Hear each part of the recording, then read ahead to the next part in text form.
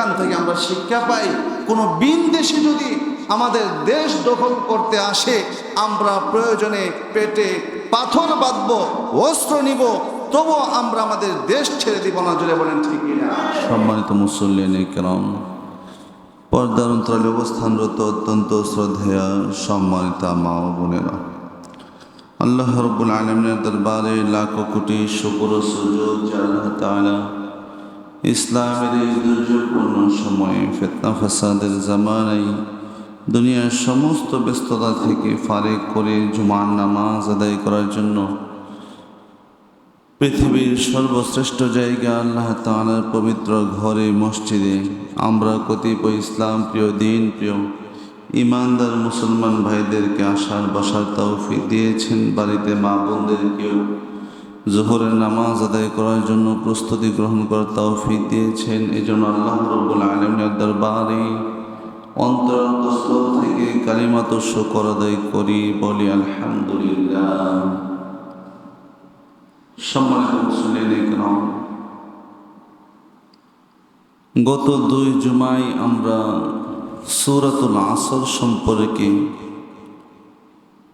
ছোটা ফাটা অগোছালো কিছু কথাবার্তা শুনেছিলাম। এই জুমায় আপনাদের সামনে আমি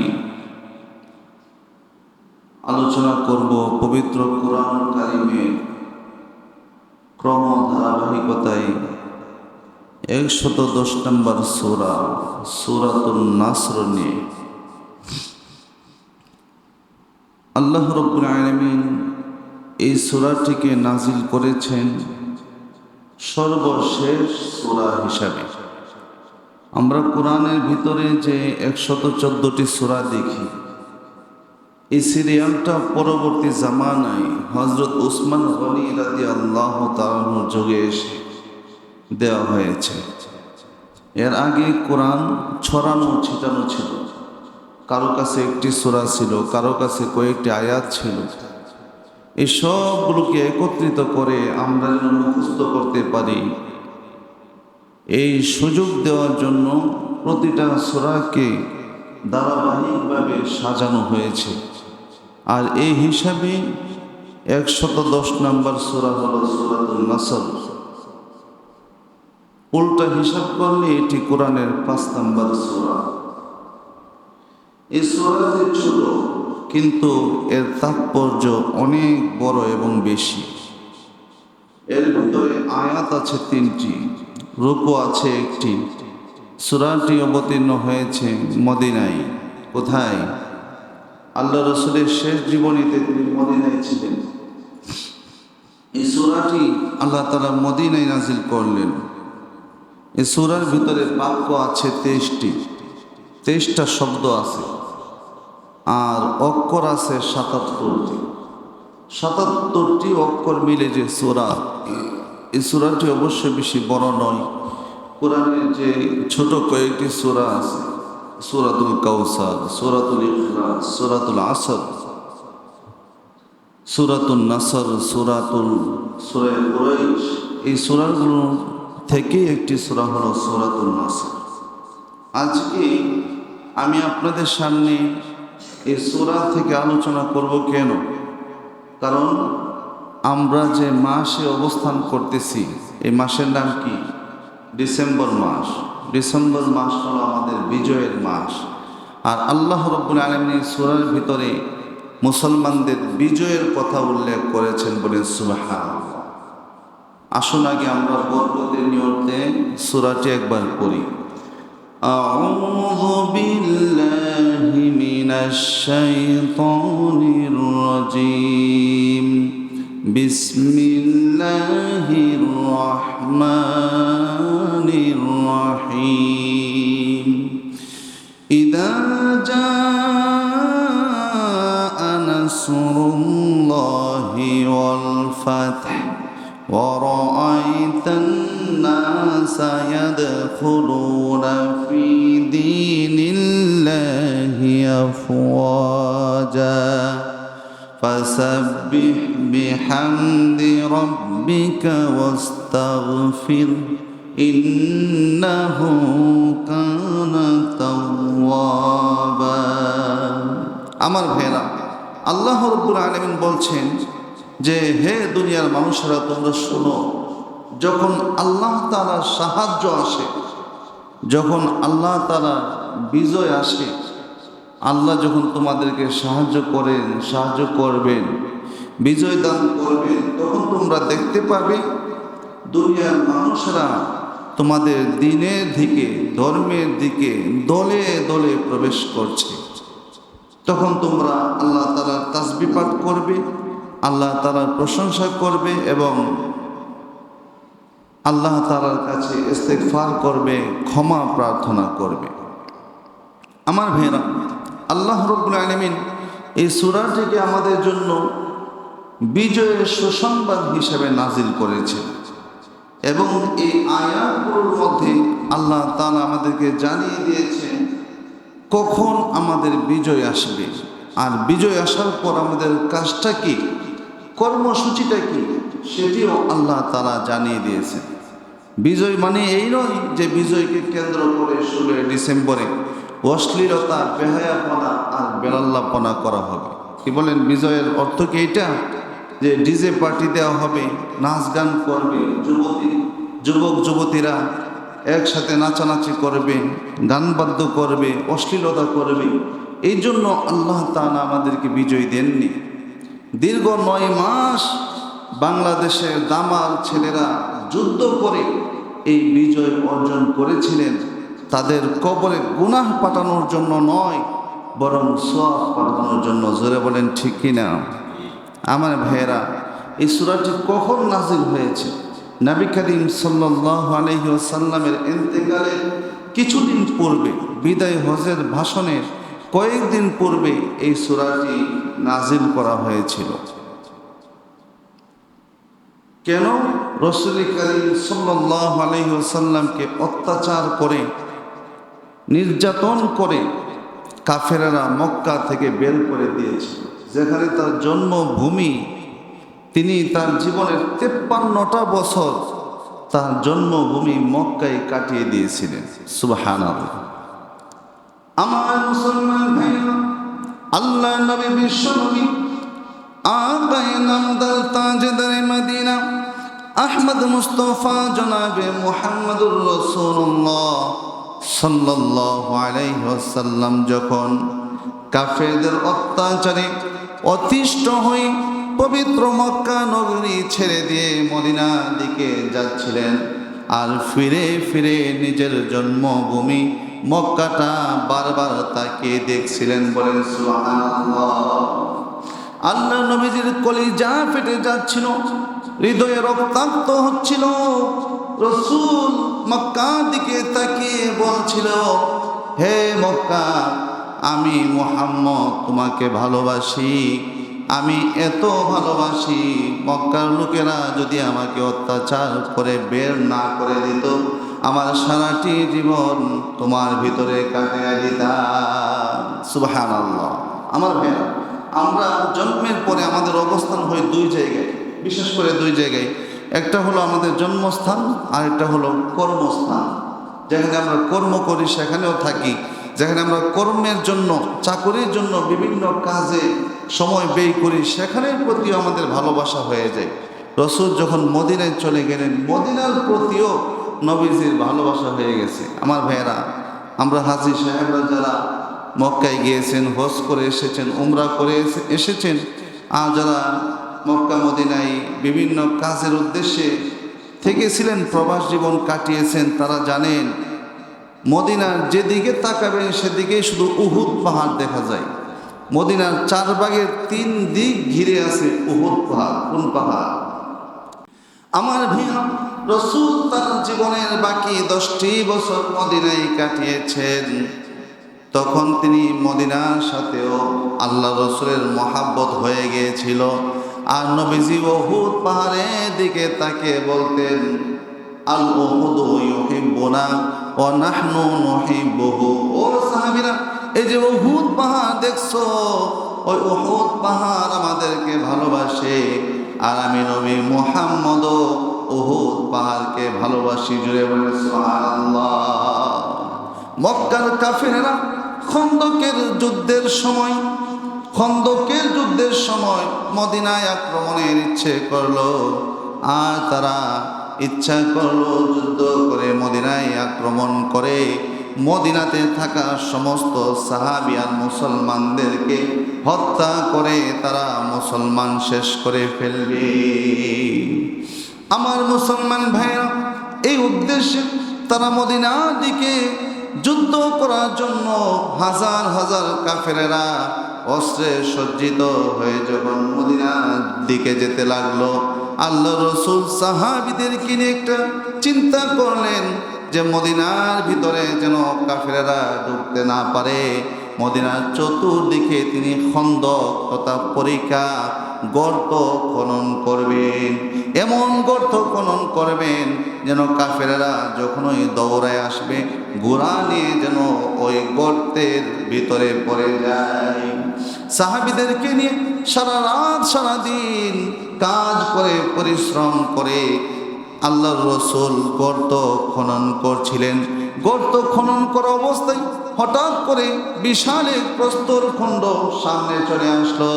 ছোট ছোট পাথর কাটা সহজ ছিল, কিন্তু বড় পাথর কাটা সহজ ছিল না।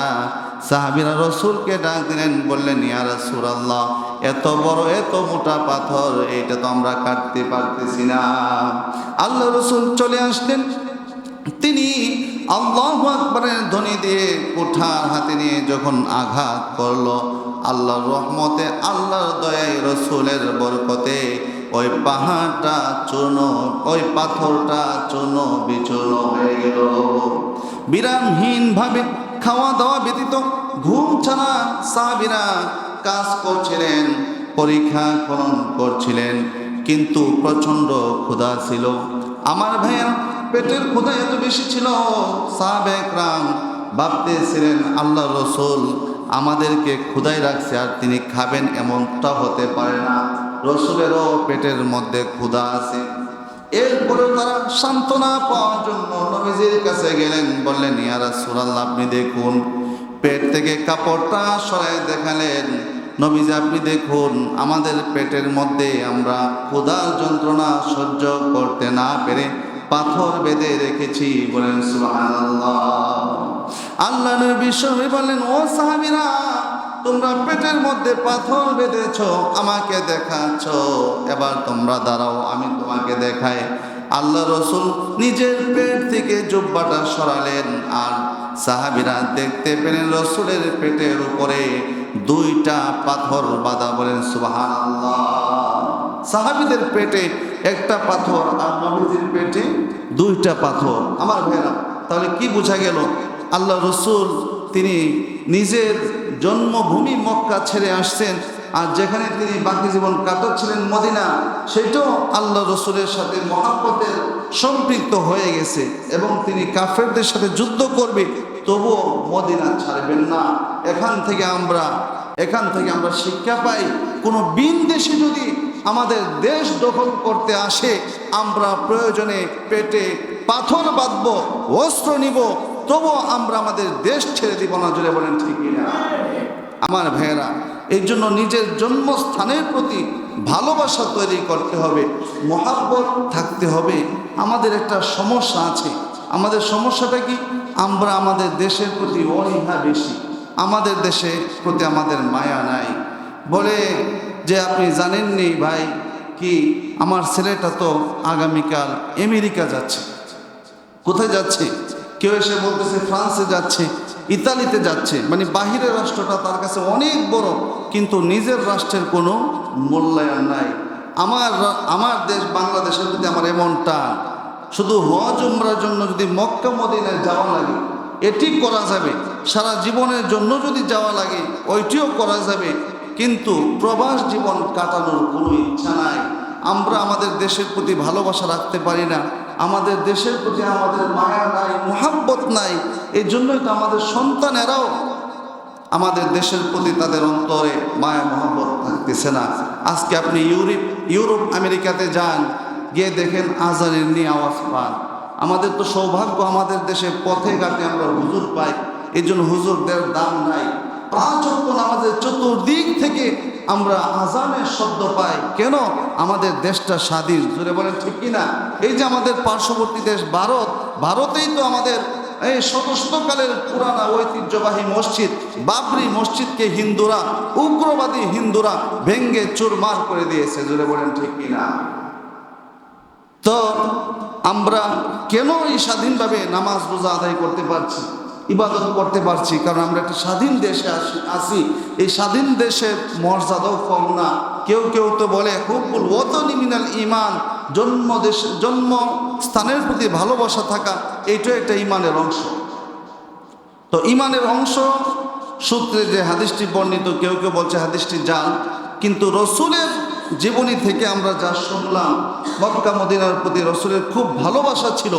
আমাদেরও নিজের জন্মস্থানের প্রতি ভালোবাসা থাকা, এটা নবীজির সুন্নত। জোরে বলেন ঠিক কিনা? আমার ভাইরা, এই জন্মস্থান আমরা 9 মাস যুদ্ধের ফলে আমাদের প্রকৃত মুক্তিযোদ্ধারা যুদ্ধ করে এই দেশটাকে স্বাধীন করছে। প্রকৃত কেন বললাম? দেখবেন বর্তমানে বলে খাঁটি মধু। কি বলে? মধু তো মধু, আবার খাঁটি বলে কেন? কারণ ভেজাল মধুও আছে। মুক্তিযোদ্ধা, ভেজাল মুক্তিযুদ্ধ আছে। এমন অনেক মুক্তিযুদ্ধ বাংলাদেশে আছে, মুক্তিযুদ্ধ হওয়ার পরেও ভাতা পাইতেছে না, সরকারের কাছে স্বীকৃতি নাই। আবার এমন ভেজাল মুক্তিযুদ্ধ আছে, মূলত সে ওই সংগ্রামের সময়ের অবস্থা দেখেই নাই, এরপরেও সে মুক্তিযোদ্ধা হয়ে গেছে। ঠিক কিনা আমার ভাইয়েরা? তো প্রকৃত মুক্তিযোদ্ধা যারা, তাদের জন্য আমাদের কি করণীয়? রাষ্ট্রীয় যে পদ্ধতিতে তাদের জন্য এই সম্মান জানানো হয়, যে দেশের 90% মানুষ হলো মুসলমান আর 95% মুক্তিযোদ্ধা হলো মুসলমান, এই মুক্তিযোদ্ধাদের সম্মান তো কুরআন এবং হাদিস অনুযায়ী, ইসলাম অনুযায়ী, দিন অনুযায়ী, নবীজির সুন্নতের তরিকা অনুযায়ী করা উচিত। আমার ভাইয়েরা, আল্লাহ রসুলের জীবনীতে কি আছে, কোরআন হাদিসে কি আছে, যে বিজয় দিবস উপলক্ষে আমরা কি করতে পারি, ওই নিয়মে আমাদের জন্য কাজ করা উচিত। আমার ভাইয়েরা, আমাদেরকে বিজয় দান করেছেন কে? আল্লাহ রাব্বুল আলামিন। যে সূরা থেকে কথা বলছিলাম, এই সূরাটি ব্যাপারে হযরত আব্দুল্লাহ ইবনে আব্বাস রাদিয়াল্লাহু তাআলা আনহু একটি তথ্য দিয়েছেন। আব্দুল্লাহ ইবনে আব্বাস রাদিয়াল্লাহু তাআলা আনহু কে? আল্লাহ রসুলের আপন চাচাতো ভাই, নবীজির আপন চাচাতো ভাই আব্দুল্লাহ ইবনে আব্বাস। উনি ছোট ছিলেন। আমি যখন তায়েফ গেলাম, সেখানে দেখলাম আব্দুল্লাহ ইবনে আব্বাস রাদিয়াল্লাহু তাআলা আনহু নামে বিশাল বড় মসজিদ। পুরাটা ঘুরেছি, প্রায় আধা ঘন্টার মতো সময় মনে হয় লেগে গেছে। আনুমানিক বলেছি, অনেক বড় একটি মসজিদ ওনার নামে নির্মিত আছে। তো আব্দুল্লাহ ইবনে আব্বাস রাদিয়াল্লাহু তাআলা আনহুর বুকে হাত রেখে আল্লাহ রাসূল তার জন্য দোয়া করেছিলেন, আল্লাহুম্মা ফাক্কিহু ফিদ্দীন ওয়া আল্লিমহু তা'ওয়িল। হে আল্লাহ, তুমি আব্দুল্লাহকে দ্বীনের বুঝ দান করো এবং তাকে কোরআনের ব্যাখ্যা বিশ্লেষণের জ্ঞান দান করো। সুবহানাল্লাহ। নবীজি দোয়া করছেন, আর দোয়া কি কবুল হবে না? অবশ্যই দোয়া কবুল হয়ে গিয়েছে। হযরত আব্দুল্লাহ ইবনে আব্বাস রাদিয়াল্লাহু তাআলা আনহুমা, তিনি রাইসুল মুফাসসিরিন, যারা কোরআনের তাফসীর করেছেন তাদের নেতা উপাধি পেয়েছেন। সুবহানাল্লাহ। উমর রাদিয়াল্লাহু তাআলা আনহুর আমলে সাহাবা ইকরামদেরকে নিয়ে, জলিলুল কদর মুরব্বী সাহাবীদেরকে নিয়ে উনি পরামর্শ করতেন, আর সাথে যুবক আব্দুল্লাহ ইবনে আব্বাস রাদিয়াল্লাহু তাআলা আনহুকেও পাশে রাখতেন। তো কেউ কেউ সমালোচনা করছে যে রাষ্ট্রীয় বিভিন্ন গুরুত্বপূর্ণ মিটিংয়ে মুরব্বীরা থাকে, যুবক ছেলে তাকেও কি এখানে রাখা লাগে? এই কানা ঘুষা রসুলের কানে হযরত উমর রাদিয়াল্লাহু তাআলা আনহুর কানে চলে গেল। তো তিনি তো জ্ঞানী মানুষ ছিলেন, তিনি চিন্তা করলেন তার যেইভাবে সমালোচনা করেছে ওইভাবে তাদেরকে জবাবটা দেওয়ার দরকার। আর একদিন তিনি এজলাস ডাকলেন, সংসদ কায়েম হলো, সেখানে সকল সাহাবায়ে কেরাম চলে আসলেন। হযরত ওমর রাদিয়াল্লাহু তাআলা প্রথমেই ওই সংসদে সূরাতুন নসর, এই সূরা পাঠ করলেন, বলেন সুবহানাল্লাহ। আমার ভাইরা, হযরত ওমর রাদিয়াল্লাহু তাআলা সূরাতুন নসর পাঠ করে এক সাহাবীকে বলছেন মা ফাহিমতা মিন হাদিস সূরা, হে রাসূলের সাহাবী, আপনি বলুন এই সূরা শুনে আপনি কি বুঝতে পারলেন? সাহাবী বললেন, ইয়া রাসূলুল্লাহ, এই সূরা শুনে আমি বুঝতে পারলাম আল্লাহ তাআলা মুসলমানদেরকে বিজয় দান করবেন। ওমর রাদিয়াল্লাহু তাআলা আনহু আরেকজন সাহাবীকে জিজ্ঞেস করলেন, ও নবীর সাহাবী, আপনি বলুন এই সূরা থেকে কি বুঝতে পারলেন? তিনিও বলতে লাগলেন, হে আমিরুল মুমিনিন, এই সূরা থেকে বুঝতে পারলাম আল্লাহ তাআলা যখন মুসলমানদেরকে বিজয় দিবেন তখন দলে দলে মানুষ ইসলাম ধর্মে প্রবেশ করবে। ওমর রাদিয়াল্লাহু তাআলা আনহু আরেকজনকে জিজ্ঞেস করলেন যে আপনি কি বুঝতে পারলেন? তিনি বললেন, আমি বুঝতে পারলাম এই সূরা যখন নাজিল হবে যখন আল্লাহ তাআলা মুসলমানদেরকে বিজয়ী দিবেন, মুসলমানেরা আল্লাহ তাআলার তাসবিহ পাঠ করবে। এবার হযরত ওমর ফারুক রাদিয়াল্লাহু তাআলা আনহু হযরত আব্দুল ইবনে আব্বাস রাদিয়াল্লাহু তাআলা আনহুমাকে জিজ্ঞেস করলেন, বললেন, ও আব্দুল ইবনে আব্বাস, তুমি বলো তুমি কি বুঝতে পেরেছ? আব্দুল ইবনে আব্বাস বলেন, আমি এই সূরা থেকে যা বুঝতে পেরেছি সেটি হলো এই সূরা নাজিল হয়েছে, তার মানে আল্লাহর রাসূল আর বেশি দিন এই দুনিয়াতে বেঁচে থাকবেন না। এই সূরা নাজিল হয়েছে মানে রাসূলের কাছে মৃত্যুর সুসংবাদ পৌঁছে দেওয়া হয়েছে। আল্লাহ রাসূল আর এই পৃথিবীতে থাকবেন না, তাকে উঠিয়ে নেওয়া হবে, কারণ ইসলাম পরিপূর্ণ হয়ে গিয়েছে, ইসলাম ধর্ম পূর্ণাঙ্গ হয়ে গিয়েছে। ইসলাম যেহেতু পরিপূর্ণ হয়ে গিয়েছে, রসুলকে আল্লাহ তাআলা এই পৃথিবীতে আর রাখবেন না, ইসলামের বিজয়ী দিয়ে দিবেন, রসুলকে আল্লাহ তাআলা উঠিয়ে নেবেন। আমার ভাইয়া, এই সূরা যখন নাজিল হলো, নবী করিম সাল্লাল্লাহু আলাইহি ওয়াসাল্লাম ফাতেমা রাদিয়াল্লাহু তাআলা আনহাকে বলছে, প্রিয় মেয়ে শোনো, আল্লাহ তাআলা এমন একটি সূরা নাজিল করলেন, এর দ্বারা আমাকে দুনিয়া থেকে চলে যাওয়ার ইঙ্গিত দেওয়া হয়েছে। হযরত ফাতেমা রাদিয়াল্লাহু তাআলা আনহা রাসূলের মুখে কথা শুনে ফুপিয়ে ফুপিয়ে কাঁদতে শুরু করে দিল। আল্লাহ রাসূল বলেন, ফাতেমা রে, তুমি কেঁদো না, তুমি কাঁদলে আমার কলিজা টুকরা টুকরা হয়ে যায় রে ফাতেমা। তুমি শোনো আমায়, আমি রাসূলের যদি ইন্তেকাল হয়ে যায়, জান্নাতে সবার আগে আমার সাথে দেখা হবে তোমার। সুবহানাল্লাহ। আল্লাহ রাসূল বিদায় হজের লম্বা ভাষণ দিলেন। ভাষণের পরে সাহাবীদেরকে উদ্দেশ্য করে বলতে লাগলেন, ও সাহাবীরা শুনো, আল্লাহ তাআলা তার এক বান্দাকে দুটি জিনিসের এখতিয়ার দিয়েছেন, ইচ্ছা অধিকার দিয়েছেন, তিনি যে কোনো একটাকে গ্রহণ করতে পারে। একটা হলো দুনিয়ার লম্বা জীবন, আর একটা হলো আখিরাত। সাহাবীরা বলেন, ইয়া রাসূলুল্লাহ, তারপরে কি হলো? নবীজি বললেন, ওই বান্দা দুনিয়াকে বাদ দিয়ে আখিরাতকে গ্রহণ করেছে। সাহাবীরা খুশি, ইসলামের বিজয় আল্লাহ তাআলা দান করবেন, তারা অন্য কোনো চিন্তা করছে না। কিন্তু হযরত আবু বকর রাদিয়াল্লাহু তাআলা আনহু কান্নায় লুটিয়ে পড়লেন। সাহাবীরা জিজ্ঞেস করলেন, আবু বকর, আপনি কাঁদেন কেন? সবাই যেখানে খুশি। আবু বকর বলে, আমি কাঁদি এই জন্য, আল্লাহ তাআলা যে বান্দাকে ইখতিয়ার দিয়েছেন তিনি আর কেউ না, তিনি হলেন মুহাম্মদুর রাসূলুল্লাহ। তিনি দুনিয়ার মায়া ছেড়ে দিয়েছেন, আখিরাতকে গ্রহণ করে নিয়েছেন। তার মানে হলো আল্লাহর রাসূল এই পৃথিবীতে আর বেশি দিন বেঁচে থাকবেন না, তিনি এই দুনিয়া থেকে চলে যাবেন। আমার ভাইরা, বলছিলাম যে কথা, আল্লাহ তাআলা এই সূরার ভিতরে মুসলমানদেরকে বিজয় দান করছেন। আর বিজয় দেওয়ার পর আল্লাহ তাআলা বলেছেন, তোমরা তিনটি কাজ করবা। বিজয় পেয়ে অনেক মানুষ অহংকারী হয়ে যায়। আল্লাহ তাআলার নিয়ামত পেয়ে আমাদের ভিতরে অহংকার চলে আসে। আমরা যেন অহংকারী না হই, যে কোনো বিজয়ী, আমাদের চাকরি বাকরি, চলতে ফিরতে সুবিধা অসুবিধা, আমরা যখনই আমাদের পক্ষে কোনো বিষয় পাবো, তখন আমরা কার শুকর আদায় করব?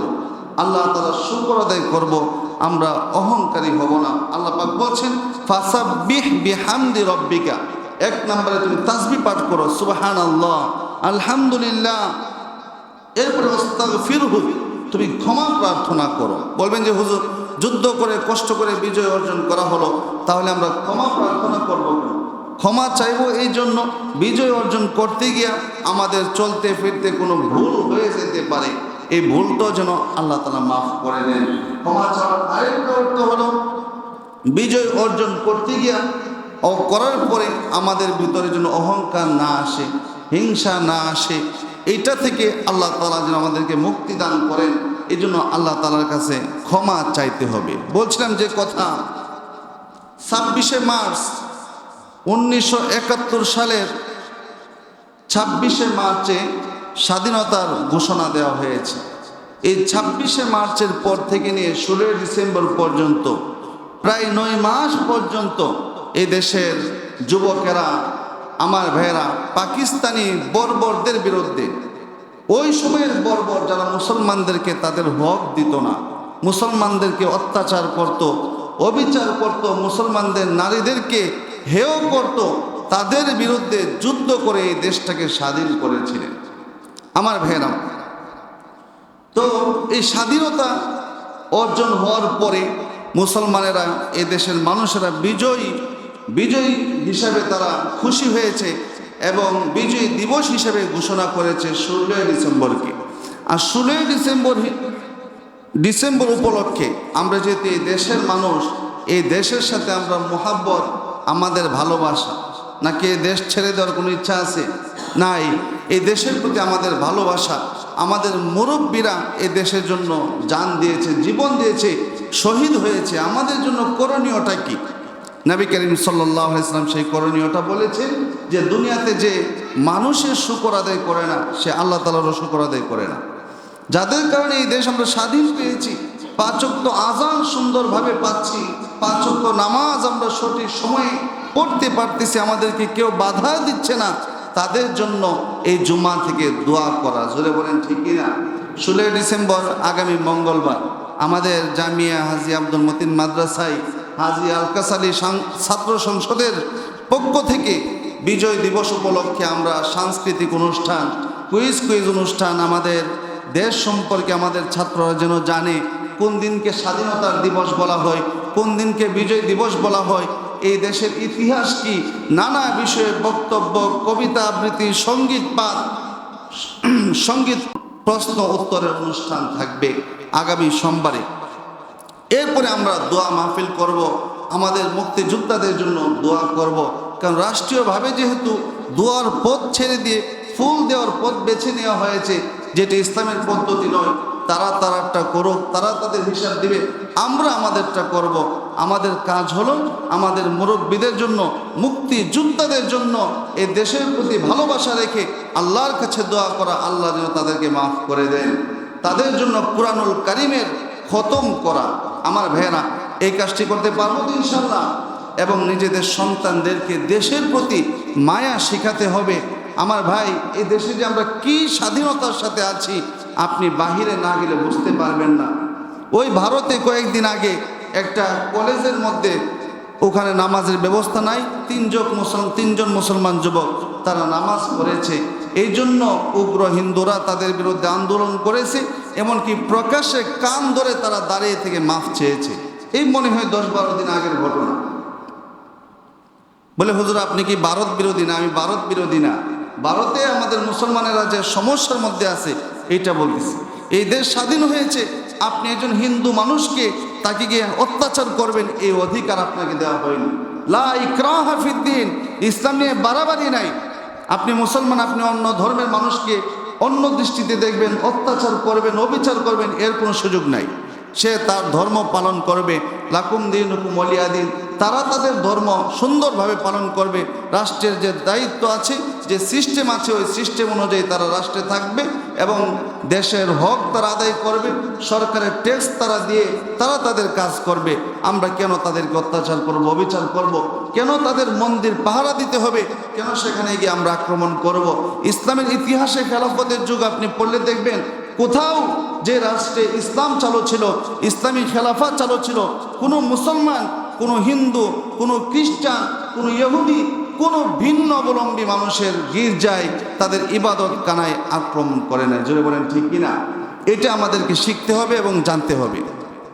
আল্লাহ তাআলা আমাদের সকলকে আমাদের অন্তরে আমাদের দেশের প্রতি ভালোবাসা সৃষ্টি করার তৌফিক দান করুক এবং এই দেশের জন্য যারা শহীদ হয়েছে তাদের জন্য আমরা দোয়া করি, আল্লাহ তাআলা তাদের জীবনের ভুল ত্রুটি মাফ করে জান্নাতি হিসেবে কবুল করে নেক। বলেন আমিন। ওয়া আখিরু দাওয়ানা আনিল হামদুলিল্লাহি রাব্বিল